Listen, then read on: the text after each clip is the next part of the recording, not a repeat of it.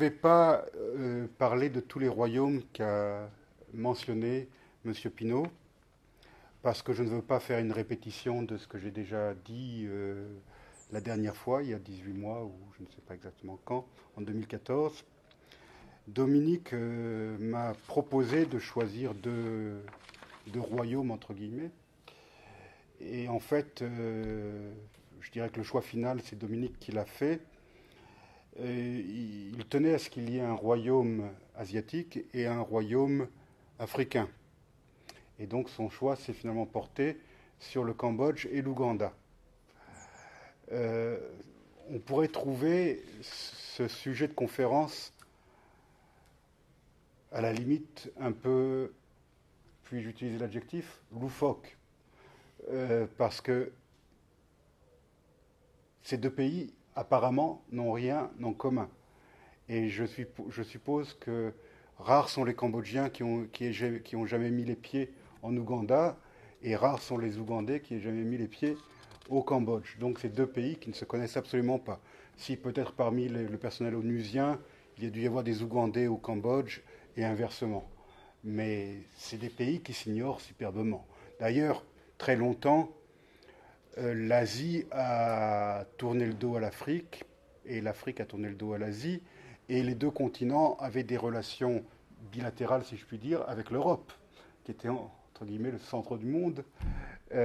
Mais il y avait très peu de relations entre les deux continents, si ce n'est avec l'Inde, parce que les Indiens, au XIXe siècle, à la fin du XIXe siècle, sont arrivés massivement à la demande des Britanniques pour construire les différents chemins de fer d'Afrique de l'Est et d'Afrique australe, et ils sont restés, ils ont fait souche. C'est pourquoi il y a d'importantes communautés qu'on appelle aujourd'hui indo-pakistanaises, parce que quand ils sont venus, le Pakistan n'existait pas. Et aujourd'hui, il y en a qui n'ont jamais mis les pieds au Pakistan, mais qui se disent pakistanais parce qu'ils sont musulmans, tout simplement. Alors qu'ils venaient tous, en fait, de la même région quasiment. Ceux que j'ai connus, en tout cas moi, en Ouganda ou au Kenya, venaient tous du Gujarat. Mais au Gujarat, il y avait, et il y a encore, je suppose, des hindous et des musulmans. Et ils parlent tous la même langue, qui est le gujarati ou des dialectes du Gujarat. Donc, surprenant de vouloir associer le Cambodge à l'Ouganda. Mais après que le choix ait été fait, j'ai bien réfléchi et je me suis dit qu'en fait, c'est pas du tout loufoque. C'est même logique de parler du Cambodge et de l'Ouganda, parce qu'il y a malgré tout des points communs. Alors, avant de rentrer dans les détails pour chacun de ces deux pays, je vais dire quels sont peut-être ces points communs. Le point commun, c'est les années 70 et les horreurs qu'ont connues ces deux pays au même moment.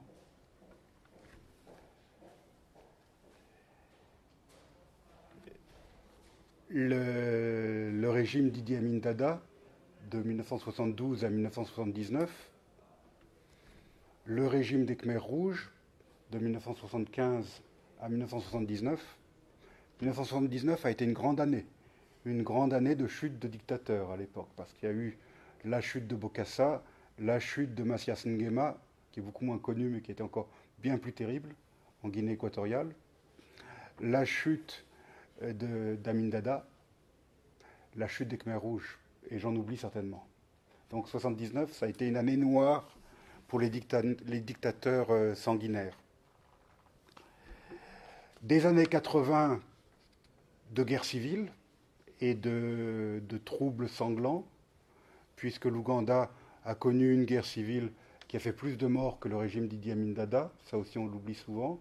C'est la guerre civile qui a duré de 1981 à 1986. Et pour ce qui est du Cambodge, l'occupation vietnamienne a entraîné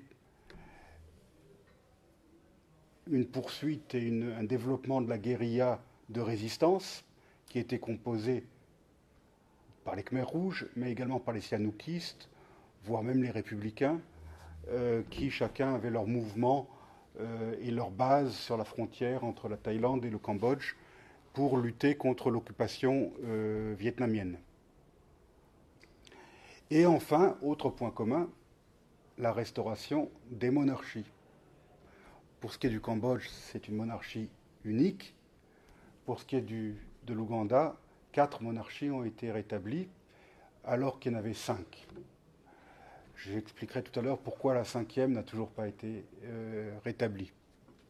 Donc finalement, il y a quand même des points de similarité dans l'histoire récente de ces deux pays du tiers-monde.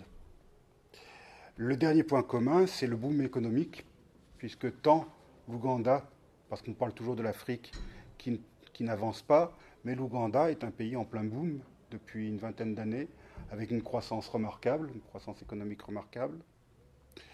Moi, je suis arrivé en Ouganda en 1995. Quand je retourne en Ouganda, j'y suis encore retourné en 2014, je ne reconnais pas le pays où j'ai vécu. Ça devient un peu comme l'Afrique du Sud, avec des immenses centres commerciaux, plus vastes encore que ceux qu'on peut avoir en France, des zones industrielles qui se font au détriment de la forêt primaire, pareil au Cambodge. Donc c'est deux pays qui sont en plein décollage économique. Je ne veux pas dire que ce sont des pays dont les populations sont sorties de la misère. Non. Les pauvres sont toujours très pauvres, et ils le sont peut-être de plus en plus parce que là aussi, quand on parle de développement économique, on parle aussi de développement des mégalopoles que sont Kampala et Phnom Penh. C'était des villes, à l'époque de l'indépendance, qui avaient 50 000 habitants, 100 000 habitants à tout casser, et qui aujourd'hui en comptent des millions. Des villes tentaculaires qui se développent sans plan d'urbanisation, et où je dirais qu'un pauvre à la campagne est pauvre, mais au moins il réussit plus ou moins à manger. Un pauvre en ville est encore plus pauvre, parce qu'il dépend uniquement de sa force de travail. Et si il n'a pas de petit boulot, eh ben c'est la misère noire. Par contre, il y a eu le développement d'une classe moyenne dans ces deux pays. Classe moyenne qui se fait construire de belles maisons, qui achète des voitures. Donc, développement, élargissement de la classe moyenne. Classe peut-être liée aux régimes qui sont en place tant au Cambodge qu'en Ouganda, mais également issue du milieu d'affaires. Et les deux sont souvent intimement liés d'ailleurs, parce que tant au Cambodge, c'est encore un point commun, tant au Cambodge qu'en Ouganda, il est difficile de réussir en affaires si on n'a pas des accointances politiques avec le parti dominant. Parce que voilà encore un point commun entre les deux pays, c'est que ces deux pays qui sont officiellement des démocraties multipartites, ces deux pays sont quand même sous le joug de partis qui ne sont plus uniques officiellement, mais qui sont des partis, je dirais, prépondérants, avec chacun un homme fort. Voilà encore un point commun.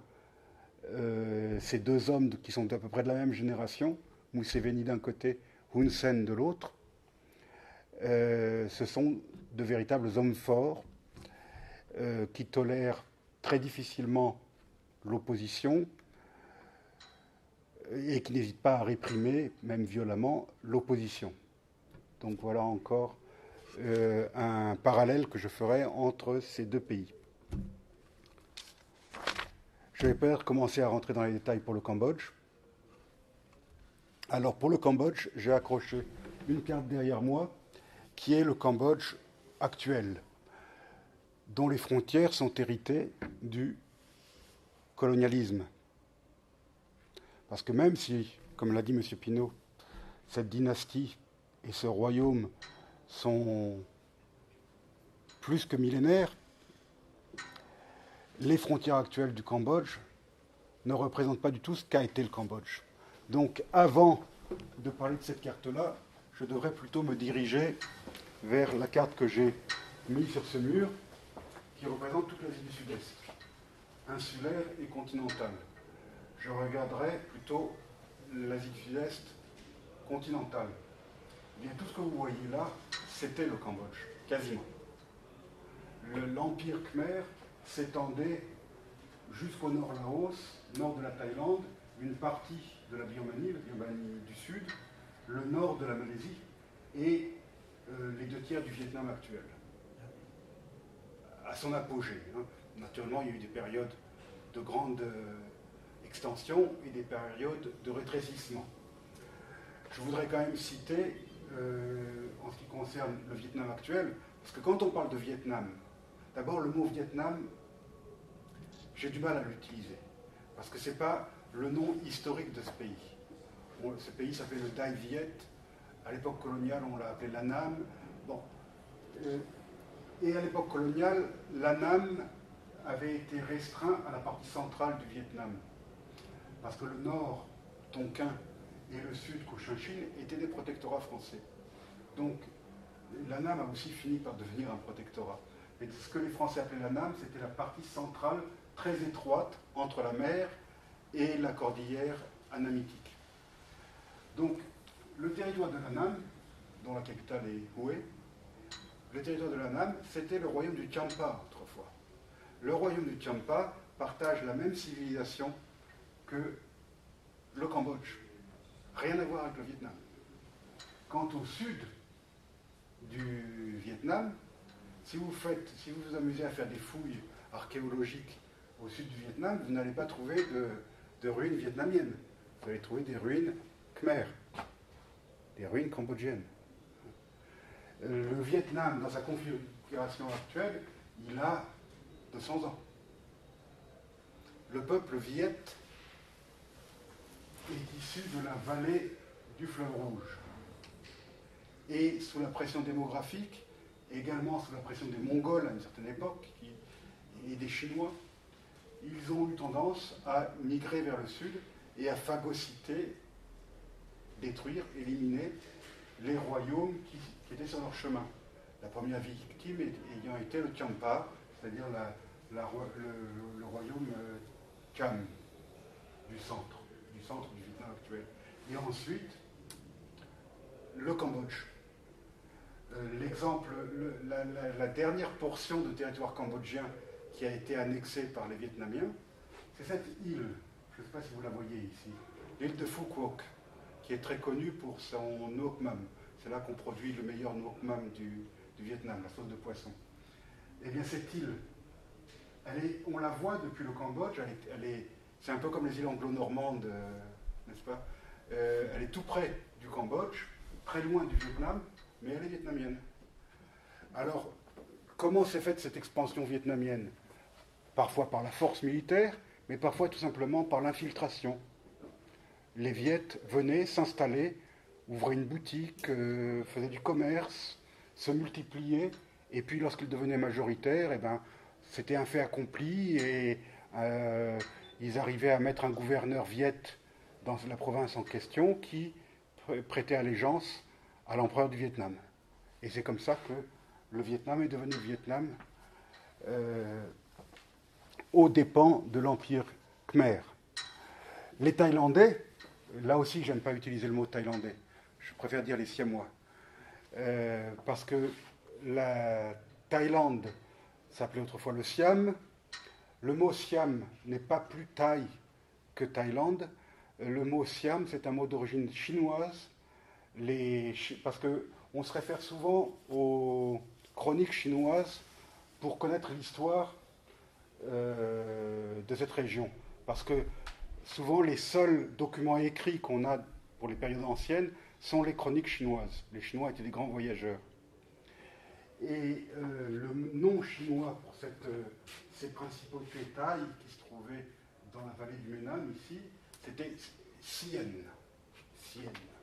Et quand les Portugais sont arrivés, ils ont recopié le nom, mais ils ont mal recopié et ils ont écrit Siam. Donc Sien est devenu Siam. Donc Siam, c'est aussi un nom importé, je dirais. On ne désignait pas les principautés thaï n'avaient pas un nom de pays, c'était le nom de leur capitale. Et il y a eu plusieurs principautés qui ont eu une prédominance à une certaine époque. La première, c'était Sukhothai, qui se trouve près ici. Ensuite, ça a été Ayutthaya, qui a été l'âge d'or du Siam, Ayutthaya, qui a été détruite par les Birmans en 1769. Et ensuite Thonburi pendant une quinzaine d'années. Thonburi, qui est la partie de Bangkok qui se trouve sur la rive est du fleuve. Et puis enfin Bangkok, qui est la capitale depuis cette époque-là. Mais donc on parlait respectivement des royaumes de Sukhothai, royaume d'Ayutthaya, royaume de Thonburi, royaume de Bangkok. Les Thaïs eux-mêmes ne parlaient pas de Siam ou de Thaïlande. Le mot Thaïlande, c'est un néologisme qui a été forgé par le dictateur des années 30, lorsque la monarchie absolue a été renversée et qu'une monarchie parlementaire a été établie en 1932. L'homme fort qui a émergé de ce mouvement révolutionnaire a évolué un petit peu comme ses homologues japonais, italiens et allemands, vers une sorte de fascisme, et il a voulu créer la Grande Thaïlande comme d'autres, enfin le Grand Siam, comme d'autres voulaient créer la Grande Allemagne ou la Grande Italie. Et vous vous souvenez que Mussolini revendiquait la Corse, par exemple, revendiquait la Tunisie, la Savoie, le comté de Nice. Eh bien, la même chose à Bangkok. Le dictateur de l'époque revendiquait les territoires qu'il estimait être thaïs. Et c'est là que je vais expliquer un petit peu ce que c'est. Il ne faut pas faire de confusion entre Siam et Thaï. Parce que Thaï, je sais que ce terme aujourd'hui est politiquement incorrect, on ne parle plus de race, mais c'est plus une race qu'un État-nation. Les Thaïs, c'était une population, il y en a encore d'ailleurs au sud de la Chine, dans le Yunnan, qui ont migré comme les Viettes, pareil. Et de la même manière que les Viettes, ils ont suivi les vallées pour se filtrer vers le sud. Et petit à petit, ils ont créé des faits accomplis comme les Viettes l'ont fait dans cette partie-là du Cambodge. Ils ont fait exactement la même chose dans la plaine centrale, ici. Ils ont créé des principautés qui, au départ, étaient vassales d'Angkor, donc du Cambodge, et qui peu à peu, alors qu'Angkor déclinait, sont devenues quasiment indépendantes et finalement sont devenues plus puissantes qu'Angkor. C'est comme ça qu'est né le Siam, n'est-ce pas? Donc les Thaïs, on en trouve un peu partout. Au Nord-Vietnam, il y a des Thaïs. Dans les montagnes, il y a des Thaïs. Ce qu'on appelle les Thaïs noirs, par exemple, les Thaïs dames. Il y a plusieurs sortes de Thaïs au Nord-Vietnam. C'est la même origine que les Siamois. Les Laotiens, les Lao. Les Lao sont des Thaïs. Ce sont des Thaïs. On disait autrefois des Thaïs Lao. La langue laotienne, moi j'ai appris le laotien, j'ai appris le thaïlandais. C'est deux langues cousines, qui sont aussi différentes que par exemple le corse et l'italien, ou l'allemand et l'alsacien. Donc ça veut dire qu'elles sont très proches en fait. J'ai beaucoup de problèmes quand je passe de l'une à l'autre, parce que souvent quand je vais là-bas, je vais au Laos et en Thaïlande, parce que quand les deux langues sont très proches, on a du mal. Parfois les gens éclatent de rire parce que je me mets à sortir des expressions laotiennes quand je suis en plein Bangkok. Ça fait rire, hein, ou inversement d'ailleurs. En Birmanie, vous avez entendu parler des États Shan. Les Shan. Ce sont des Thaïs également. Il y a même des Thaïs en Assam, qui fait partie de l'Inde actuellement. Donc le rêve de Phipun Songkhram, le dictateur thaïlandais dont je parlais tout à l'heure, c'était de rassembler tous ces Thaïs. Et il a créé un nom, Pathet Thaï, le pays Thaï. Pour lui, c'était la même logique qu'Hitler ou que Mussolini. Et il a profité de la Seconde Guerre mondiale pour assouvir ses ambitions, puisqu'il y a eu une guerre entre la France et la Thaïlande, complètement oubliée, en 1941. La Thaïlande a attaqué la France. La France qui était vaincue, qui était occupée, en tout cas la métropole. L'amiral Decoux, gouverneur général de l'Indochine tentait tant bien que mal de maintenir le drapeau français sur l'Indochine, tout en ayant des liens très distants avec la métropole, parce que les relations étaient coupées. Donc c'était le représentant du maréchal Pétain, mais il était un quasi-chef d'État, l'amiral Decoux, puisqu'il ne recevait plus d'argent ni de ravitaillement de la métropole. Et bien, avec sa petite armée d'Indochine, il a résisté à l'attaque thaïlandaise, qui était soutenue par les Japonais, bien sûr. Et il a même remporté la seule, j'insiste bien, la seule victoire navale française de toute la Seconde Guerre mondiale. La bataille de Ko Chang, l'île de l'éléphant, ça veut dire. C'est une île qui se trouve ici. Il a coulé la flotte thaïlandaise avec les quelques petits bâtiments qu'il avait. Il a réussi il les a pris par surprise et il a réussi à envoyer par le fond l'essentiel de la flotte thaïlandaise en 1941.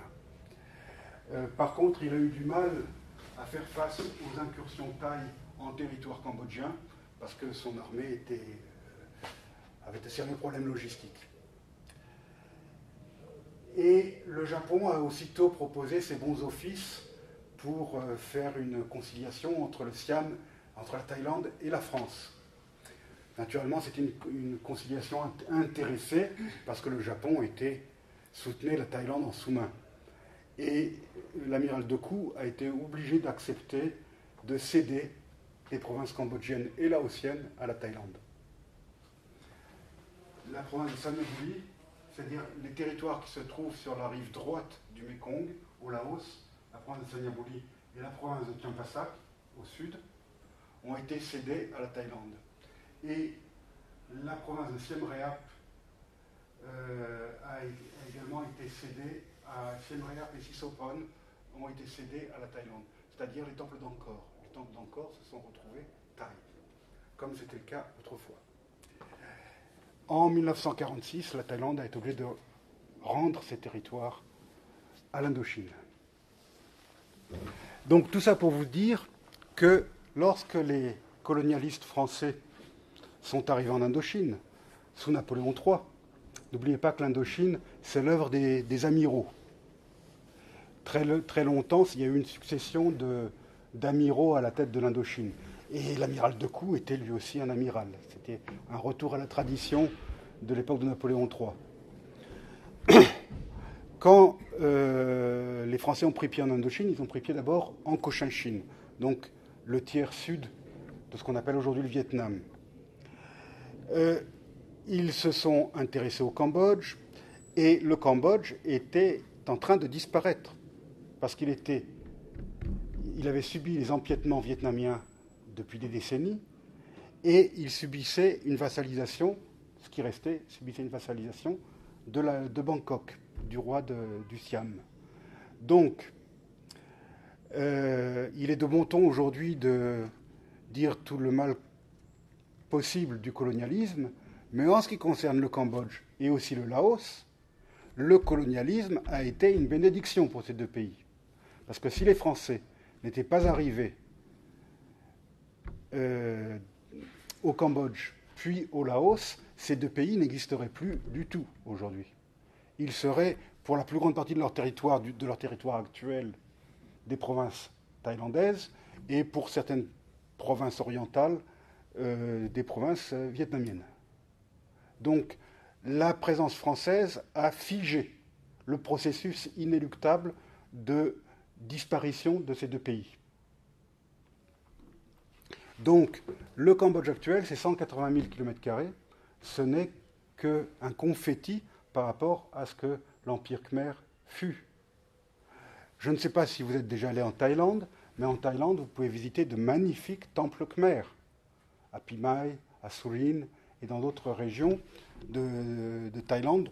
Dans l'est et le nord-est de la Thaïlande, vous allez trouver de très très beaux temples Khmer, tout à fait dans le style d'Angkor et de la même époque qu'Angkor.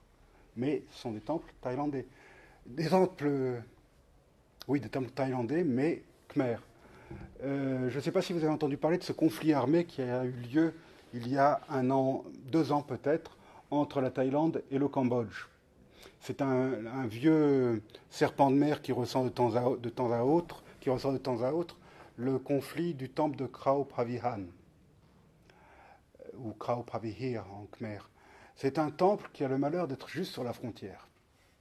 Et au début des années 60, le prince Sihanouk, à l'époque chef de l'État du Cambodge, avait porté l'affaire à la Cour de justice de La Haye, la Cour de justice internationale, qui avait donné raison au Cambodge, et la Thaïlande avait été obligée de se retirer de Krao Pravihir et de rendre ce temple au Cambodge.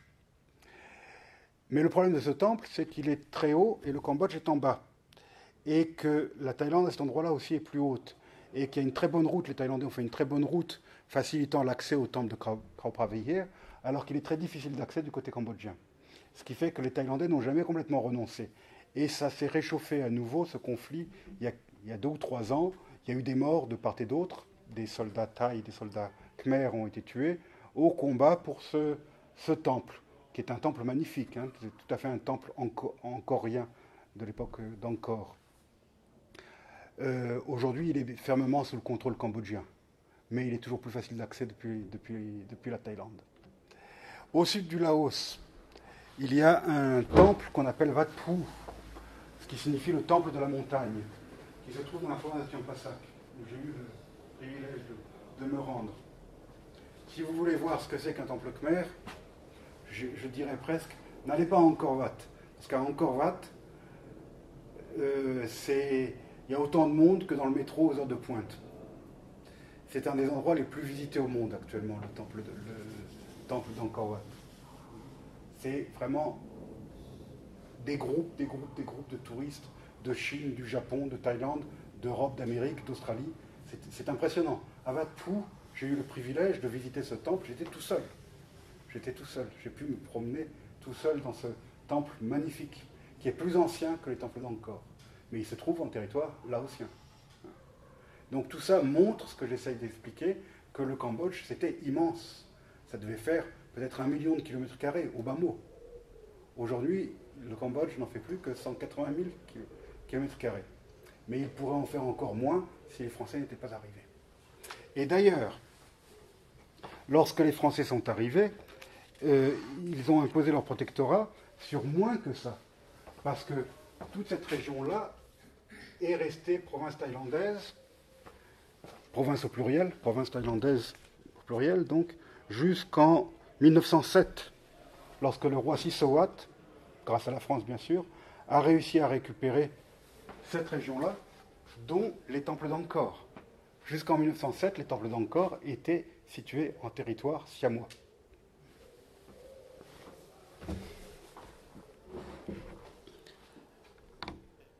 Le Cambodge a une histoire extrêmement ancienne, parce qu'avant l'Empire khmer, il y a eu plusieurs royaumes qui se sont succédés. Et là aussi, on est obligé d'utiliser des termes chinois, parce qu'on ne sait même pas le nom que portaient ces pays à l'époque, parce qu'on ne connaît d'eux que ce qu'en disent les chroniques chinoises. Mais il y a eu le Funan entre le 1er et le 4e siècle. Le Funan avait un port très important qui s'appelle Oc Eo.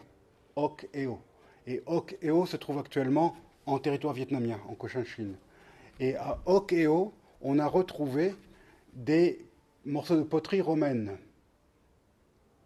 Tout ça pour vous montrer que ces pays étaient... On parle de mondialisation aujourd'hui, mais la mondialisation existait déjà sous l'Antiquité. Et ces pays avaient des relations avec Rome. Pas directes, mais par l'intermédiaire des Indiens. Les commerçants, navigateurs indiens commerçaient avec Rome, et via la péninsule arabique et l'Égypte, et ils commerçaient également avec le Funan et tous ces royaumes de Java et toute cette région du monde. Donc il y avait des échanges, il y avait des produits du Funan qui arrivaient à Rome, et il y avait des produits romains qui arrivaient au Funan. Je vais faire un petit parallèle là, qui va peut-être vous faire sourire. Vous savez que les Romains, contrairement aux Italiens d'aujourd'hui, dans leur cuisine, il n'y avait pas de sauce tomate, n'est-ce pas? Puisque la tomate est venue d'Amérique. Donc c'est difficile à imaginer, mais la cuisine romaine, il n'y avait pas de sauce tomate. Qu'est-ce qu'ils mettaient, les Romains, dans leur cuisine? Pardon? Le garum. Qu'est-ce que c'est que le garum? C'est le nokmam. C'est exactement la même chose. Exactement la même chose. Si vous voulez manger romain, achetez une bouteille de nokmam à la boutique vietnamienne en bas de chez vous. C'est le même procédé, c'est exactement la même chose. C'est de la saumure de poisson. Après le Funan, il y a eu le Chenla. Alors ces deux royaumes, Funan et Chenla, ce sont eux qui ont développé, qui ont eu la maîtrise des eaux. Parce que le Cambodge qui a eu après, l'Empire Khmer, a dû sa prospérité et sa puissance grâce à sa maîtrise de l'eau, grâce à son système d'irrigation. Mais ça a commencé au Funan et au Chenla. Le Chenla qui a duré du 5e au 7e siècle. Du 6e siècle au 8e siècle, cette région du monde, je ne veux pas dire le Cambodge, ça serait un anachronisme que de dire le Cambodge, est passée sous la domination de Java. Alors pendant toute cette période, il y a eu un processus d'indianisation. Je me rappelle, M. Pinault parlait tout à l'heure de notre passé à Langzhou. Je me rappelle qu'une des premières leçons que j'ai eues à Langzhou, du professeur de civilisation, c'était de bien nous faire comprendre que l'Indochine, ça n'existait pas, et que l'Asie du Sud-Est, en fait, il fallait en distinguer deux. Il y avait ce qu'on appelle l'Asie jaune et l'Asie brune. L'Asie jaune étant le Vietnam et la Chine, et l'Asie brune étant le Laos, le Cambodge, la Thaïlande, la Birmanie, etc., et la Malaisie. Ce sont des pays qui ont été indianisés, davantage que sinisés. Il y a eu une influence chinoise, certes, mais ce sont des pays qui, culturellement, linguistiquement, religieusement, ont tout reçu de l'Inde, à commencer par la religion. Ils n'ont pas toujours été bouddhistes. Ils ont été hindouistes avant d'être bouddhistes. Je parlais d'Angkor Wat tout à l'heure, qui est le temple le plus connu, n'est-ce pas? Il figure même, ce temple, il a même réussi à figurer sur tous les drapeaux cambodgiens de tous les régimes qui se sont succédés depuis le régime de Sihanouk, en passant par le régime républicain, puis le régime Khmer Rouge, le régime pro-vietnamien et le royaume du Cambodge actuel.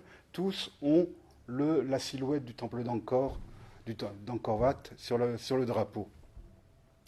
Donc ce temple d'Angkor Wat, ce n'est pas un temple bouddhiste à l'origine. Ça l'est devenu. C'était un temple hindouiste, brahmanique. Ainsi que la plupart de ces temples angkoriens. Rares sont les temples purement bouddhistes. Parce que le bouddhisme n'a été adopté comme religion d'État qu'à la fin du XIIe siècle. Avant, c'était l'hindouisme. Mais on ne peut pas dire qu'il y ait eu, on ne peut pas dire que c'est, j'allais dire, c'est pas pareil que l'islam qui a remplacé le christianisme en Afrique du Nord, encore que. Il ne faut pas croire que l'islam a tout d'un coup fait table rase. Les chrétiens sont restés présents en Afrique du Nord très longtemps, même sous la domination islamique. Eh bien, de manière peut-être plus pacifique, au Cambodge et dans l'Empire Khmer, il y a eu une juxtaposition pendant très longtemps de l'hindouisme et du bouddhisme. Et d'abord, hindouisme et bouddhisme, c'est la même chose que judaïsme et christianisme. Jésus était juif, Bouddha était hindou, le Bouddha était hindou. Donc il y a la même filiation, je dirais. On peut faire ce parallèle, judaïsme, christianisme, hindouisme, bouddhisme. Et il y a beaucoup de zones grises où on ne sait pas trop, dans le bouddhisme tel qu'il est pratiqué au Cambodge ou en Thaïlande, on ne sait pas trop, est-ce que c'est vraiment bouddhiste ça, ou est-ce que c'est pas plutôt hindouiste, voire animiste, parce que ces deux religions, hindouisme et bouddhisme, se sont imposées ou se sont superposées à des croyances animistes qui existaient avant. Donc on retrouve dans le bouddhisme tel qu'il est pratiqué dans cette partie de l'Asie des cultes, des rites typiquement animistes. C'est donc au IXe siècle que les Khmers se sont débarrassés de la tutelle de Java et ont créé leur royaume indépendant dans un endroit qui s'appelle Phnom Kulen. C'est une montagne sacrée qui se trouve au nord de Siem Reap, qui est maintenant un parc national. C'est magnifique. C'est la grande forêt bien préservée, avec au milieu quelques ruines, et une rivière sacrée, la rivière aux 1000 Lingas. Et donc ça c'était au IXe siècle que le royaume qui n'était pas encore d'Angkor a commencé à se développer. Puis la capitale s'est déplacée. Et elle n'a pas cessé de se déplacer. Parce que Angkor, je vais maintenant expliquer ce que c'est qu'Angkor. Imaginez la ville de Paris. C'est la même superficie qu'Angkor. Exactement. Hein. Donc imaginez la ville de Paris sans maisons, à la place des maisons, des arbres, la forêt. Avec seulement Notre-Dame de Paris, le Sacré-Cœur et les différentes églises en ruine au milieu de cette forêt. Et bien c'est ça encore. C'est ça. Cette ancienne capitale, les maisons ont disparu parce qu'elles étaient en bois ou en bambou, donc elles n'ont pas laissé de traces. Seuls ont subsisté les édifices religieux et éventuellement des restes de palais qui étaient en pierre. Et lesquelles pierres venaient de Phnom Kulen, la montagne dont je viens de parler, qui est au nord d'Angkor.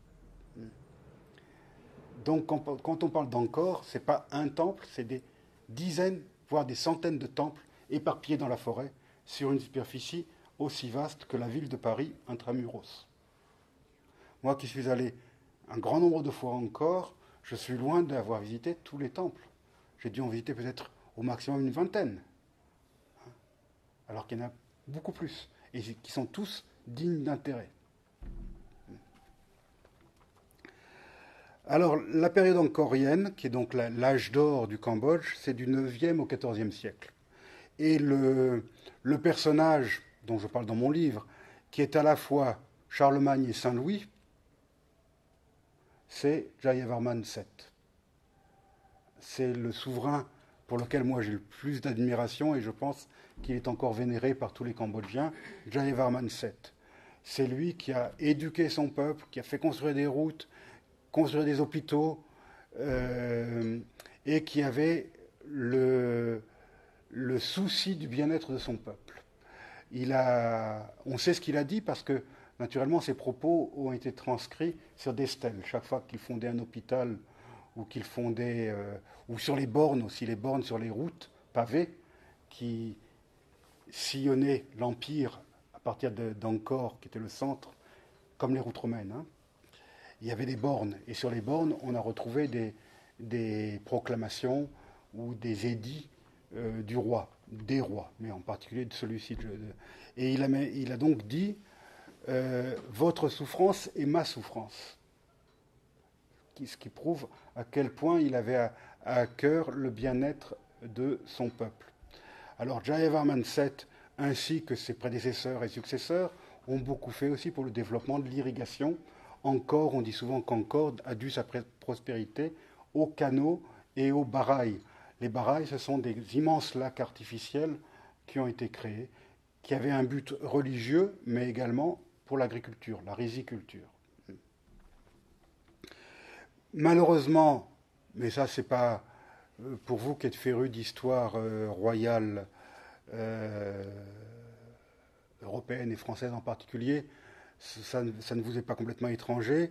Il y a eu des problèmes de succession, il y a eu des querelles fratricides, et parallèlement, il y avait des royaumes tout autour qui montaient en puissance, et certains prétendants au trône qui contestaient le fait que leur frère ou que leur cousin soit monté sur le trône se réfugiaient à la cour du royaume voisin pour demander de l'aide, et ils revenaient avec une armée vietnamienne, enfin on ne dit pas vietnamienne à l'époque, ou siamoise, pour prendre le pouvoir.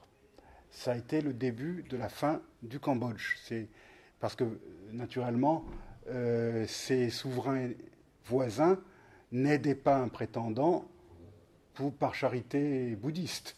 Ils le faisaient pour l'intérêt de leur pays et de leur puissance. Et ça leur a permis d'empiéter de plus en plus sur le royaume khmer, qui s'est réduit comme peau de chagrin. 1394, Angkor, la capitale, a été prise par les Siamois.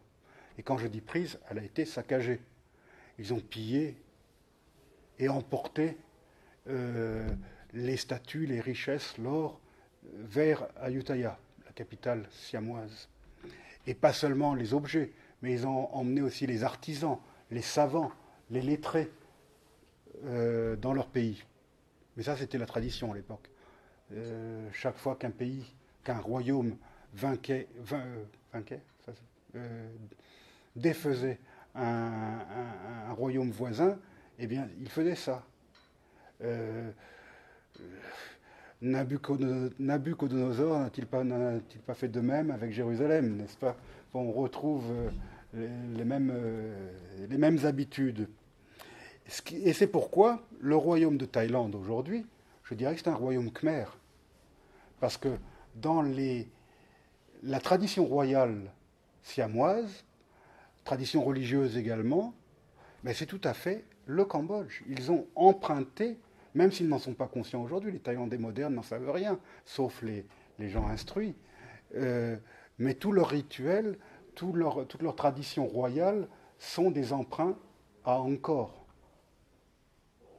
À tel point d'ailleurs qu'après le régime Khmer Rouge qui avait massacré les élites, lorsqu'il a fallu reconstituer le ballet royal Khmer, eh bien, ils ont fait appel au ballet royal thaï, parce que c'est la même chose. C'est les mêmes danses, c'est les mêmes costumes, etc. Donc, la Thaïlande a aidé le Cambodge à recréer son ballet royal. C'est pour vous dire que c'est Athènes et Rome. La Thaïlande est redevable encore de la plus grande partie de sa civilisation et de sa culture. 1431, nouvelle prise d'Angkor par les Siamois. Là, ça a été le coup de grâce. Et ça a convaincu le roi du Cambodge de l'époque de déplacer sa capitale. Et c'est à partir de là qu'Angkor a été abandonné.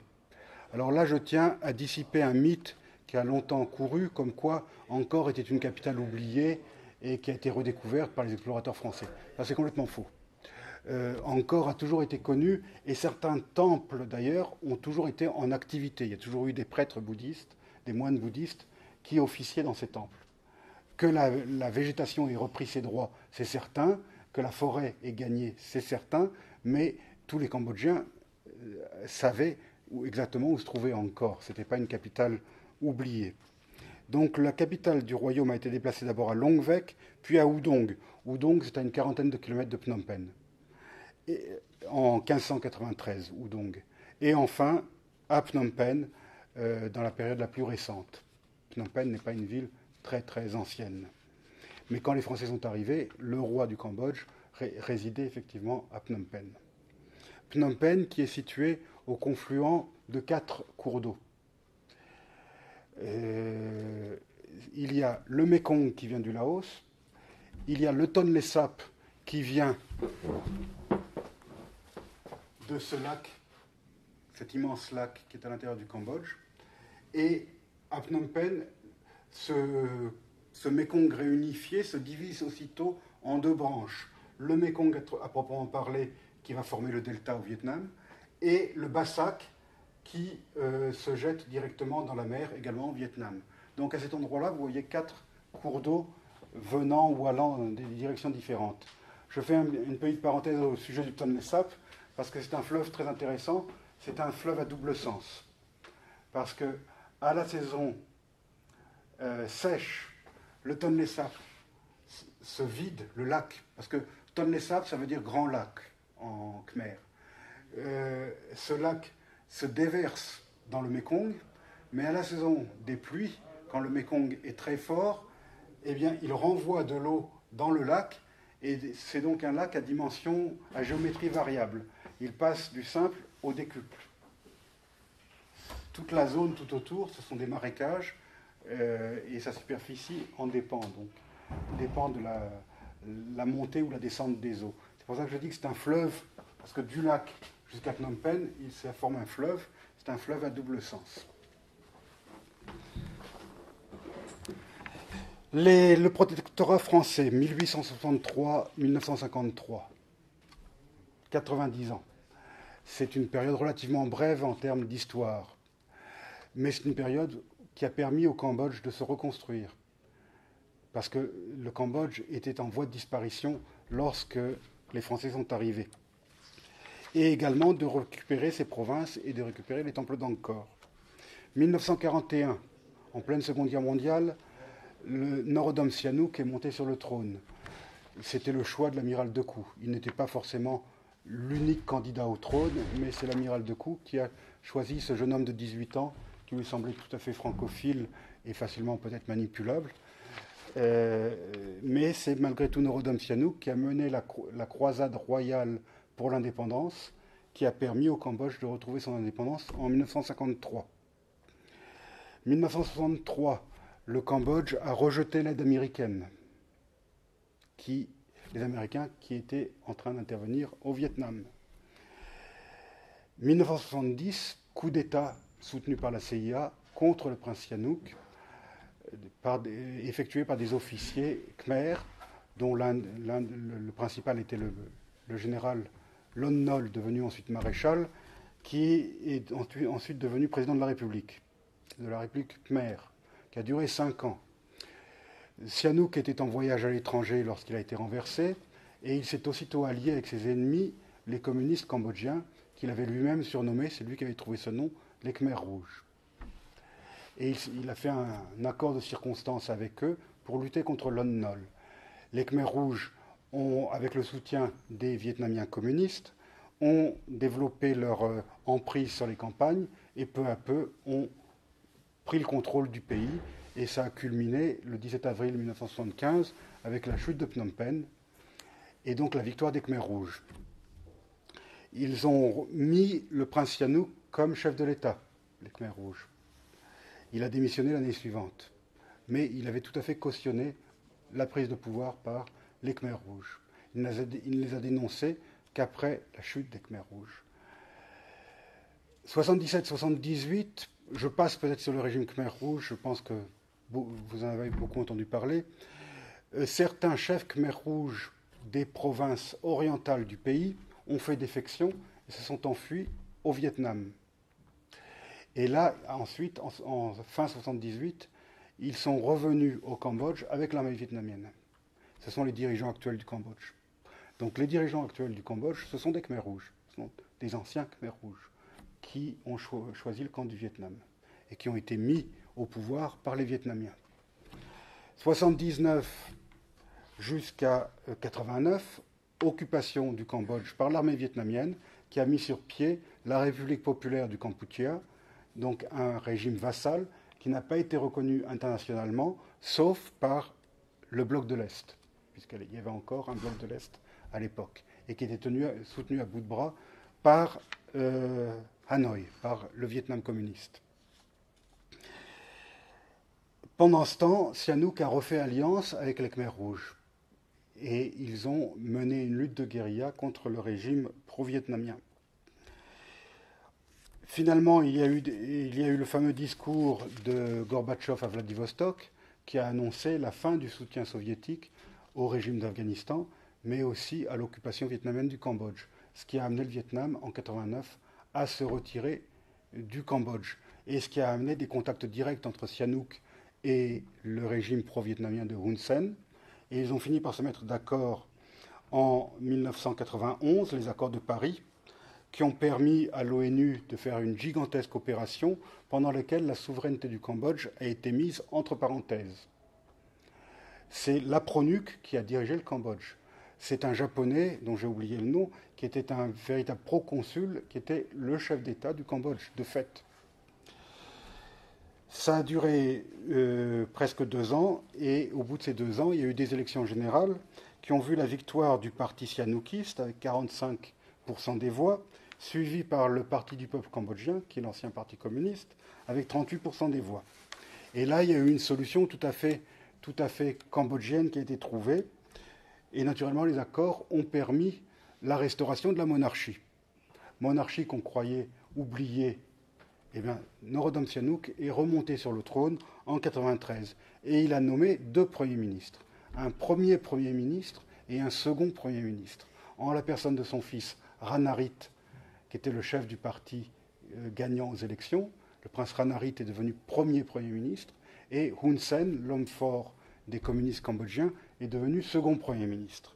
Mais ce mariage de la carpe et du lapin n'a pas duré, parce que finalement, il y a eu une sorte de coup d'État qui a permis à Hun Sen d'évincer Ranariddh. Et pendant la même période, les Khmers rouges ont repris le maquis, mais finalement ont été défaits et se sont ralliés au régime de Hun Sen.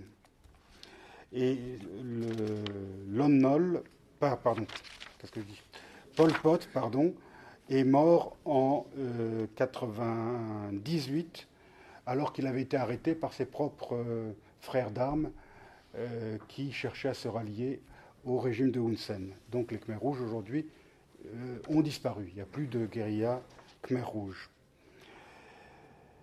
En 2004, le roi Sihanouk, qui était très âgé et malade du cancer, a abdiqué et le Conseil royal a choisi, mais sur la suggestion du père, a choisi Sihamoni comme roi du Cambodge. Et c'est le roi actuel.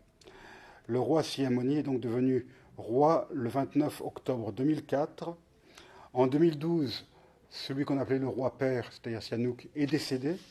Il a été incinéré dans une manifestation qui a rassemblé des centaines de milliers de Cambodgiens, peut-être des millions, en février 2013. L'épouse du roi Sihanouk, la reine mère Monique, est toujours la reine mère, officiellement, elle a toujours un rôle. Et elle a ceci de particulier, c'est qu'elle n'est pas cambodgienne d'origine. La reine Monique est née au Vietnam, mais elle était issue de la minorité khmer. Parce que je vous ai dit tout à l'heure que le Sud-Vietnam avait été pris au Cambodge, mais avait subsisté, il y en a encore aujourd'hui, ce qu'on appelle des Khmer Krom, c'est-à-dire des Vietnamiens ethniquement cambodgiens, Khmer. Donc la reine Monique, sa mère, était une Khmer Krom. Quant à son père, c'était un Corse. C'était un directeur de banque coloniale à Saigon, et il a donc épousé une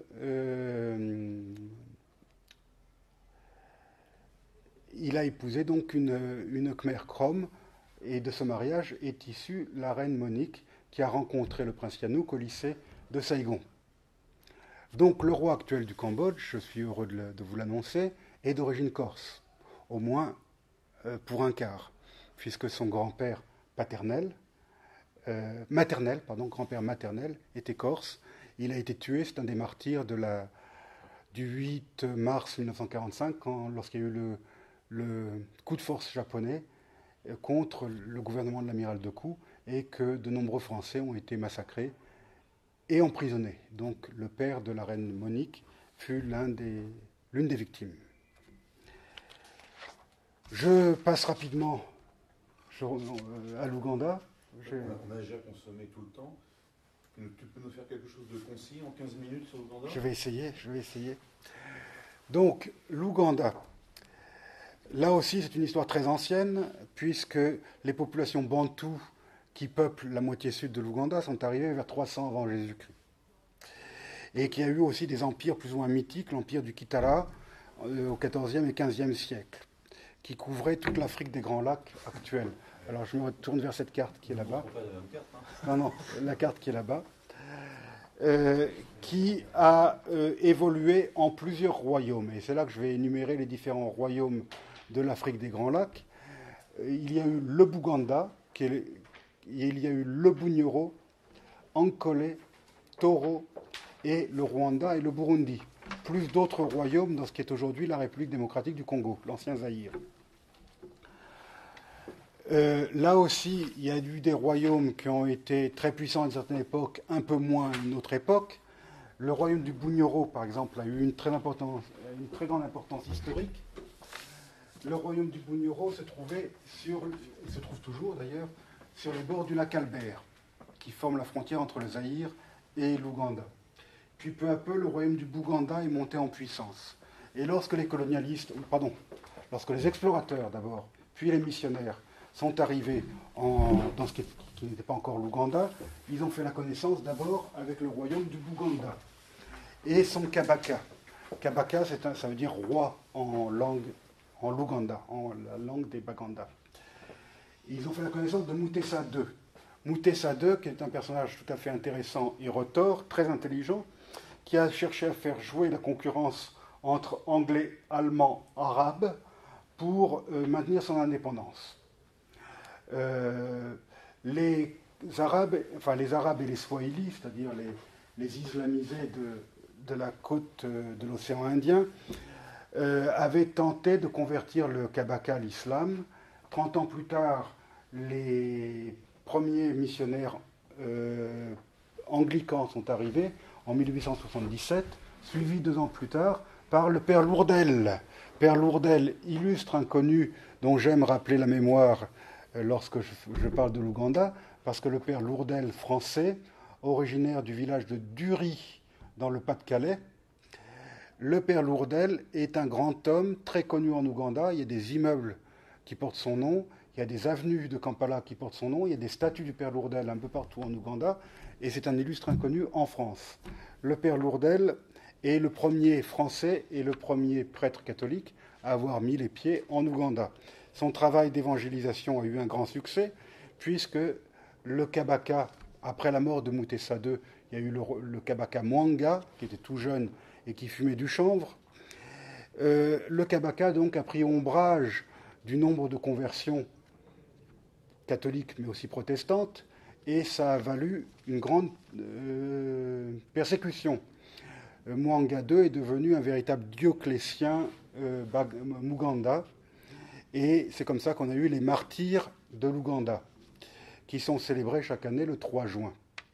Parce que donc, du 31 janvier 1885 au 27 janvier 1887, il y a eu cette énorme persécution des chrétiens, et ça a culminé le 3 juin 1885, lorsque les principaux chrétiens, 23 anglicans et 22 catholiques, ont été brûlés vifs dans un endroit qui s'appelle Namugongo, qui est aujourd'hui dans la grande banlieue de Kampala, où Paul VI a posé la première pierre d'une grande basilique et où Jean-Paul II s'est rendu. Laquelle basilique est construite à l'emplacement exact du bûcher de Saint-Charles Lwanga, qui était le principal des martyrs de l'Ouganda. Ils ont été béatifiés en 1920, et l'Église catholique a d'ailleurs reconnu aussi les anglicans comme martyrs. Ils ont été canonisés en 1964 par Paul VI, devenant ainsi les premiers saints d'Afrique subsaharienne de l'époque moderne. Et l'Ouganda est devenu, après avoir été évangélisé, est devenu une terre de mission, parce que l'Ouganda exporte beaucoup de missionnaires. Il y a des missionnaires ougandais dans le monde entier, y compris en Amérique latine. Ça, c'est donc j'ai oublié d'ajouter que le père Lourdel était un père blanc, mais il y a eu les Comboniens également, qui est une congrégation italienne, qui ont évangélisé l'Ouganda. Donc l'Ouganda est la véritable Rome de l'Afrique orientale actuellement. Il y a eu un nouveau Dioclétien. Ça a été, je passe sur la période du protectorat, je passe très vite, ça a été Idi Amin Dada. Bon. Idi Amin Dada, qui a pris le pouvoir en 1972, a d'abord été acclamé par les Baganda, parce qu'en 1966, le dirigeant ougandais issu de la lutte pour l'indépendance, Milton Obote, qui était un nordiste, donc qui n'avait rien à voir avec les royaumes, c'était un nilotique et pas un bantou, et qui était d'inclination socialiste, Milton Obote a aboli les royaumes. À l'indépendance en 1962, il y avait eu un accord bancal qui avait été conclu, comme quoi le roi du Bouganda, c'est-à-dire le Kabaka, devenait le premier président de la République. Mais un président sans pouvoir, un président honorifique. Et le chef du parti nationaliste, Milton Obote, devenait Premier ministre. Ça a duré jusqu'en 1966. En 1966, Milton Obote a donné l'assaut, a envoyé son chef de l'armée, le colonel Amin Dada, pour prendre le palais royal. Le Kabaka a réussi à s'échapper de justesse et il s'est réfugié en Angleterre, où il est mort. Et en 1972, donc, Idi Amin Dada prend le pouvoir, renverse Obote, qui était à une conférence du Commonwealth à Singapour. Les Baganda l'ont acclamé au début, parce que c'était le tombeur de leur Kabaka bien-aimé. Ils ont été très contents qu'Idi Amin Dada prenne le pouvoir. Et d'ailleurs, une des premières décisions d'Idi Amin, ça a été de ramener le corps du Kabaka de Londres et de lui organiser des funérailles nationales. Mais Idi Amin a montré sa véritable couleur très rapidement et s'en est pris. Bon, il était issu d'une toute petite tribu de la frontière soudanaise, très peu représentative de la majorité de la population ougandaise, et les Bagandas sont devenus eux-mêmes victimes du régime d'Idi Amin. Il a poussé la folie en 1978 jusqu'à annexer ce qu'on appelle le saillant de la Kagera. La Kagera, c'est la rivière qui forme le Nil, qui se jette dans le lac Victoria et qui ensuite forme le Nil. Et sur la frontière tanzanienne, la Kagera forme la frontière ici, puis elle rentre en territoire rwandais pour ressortir en Ouganda et se jeter dans le lac Victoria. Idi Amin a dit c'est absurde, la frontière doit passer tout le long sur la rivière. Il a donc envoyé ses troupes pour occuper ce qu'ils appelaient le saillant de la Kagera. Julius Nyerere, le président tanzanien, a réagi. Il a pris son temps, mais il a envoyé son armée qui n'a fait qu'une bouchée de l'armée d'Idi Amin, malgré le soutien du colonel Kadhafi qui avait envoyé un corps expéditionnaire en Ouganda pour soutenir Idi Amin.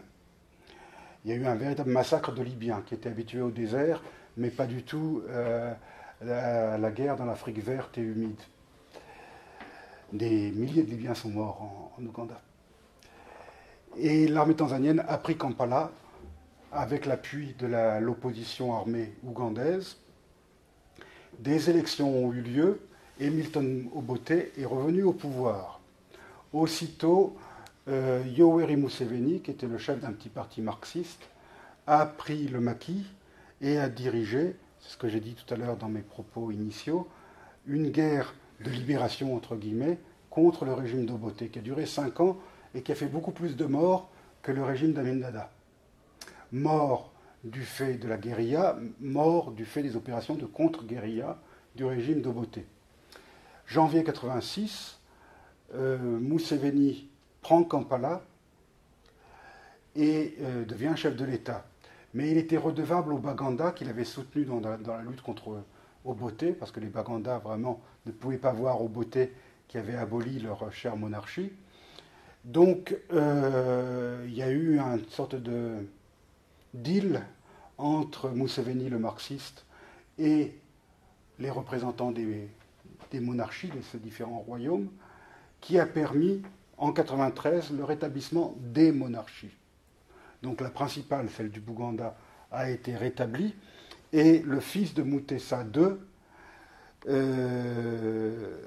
est devenu Kabaka, Ronald Mutebi. Il est toujours sur le trône actuellement. Il est né en 1955 et il est rentré en Ouganda en 1988 et il a été couronné en 1993.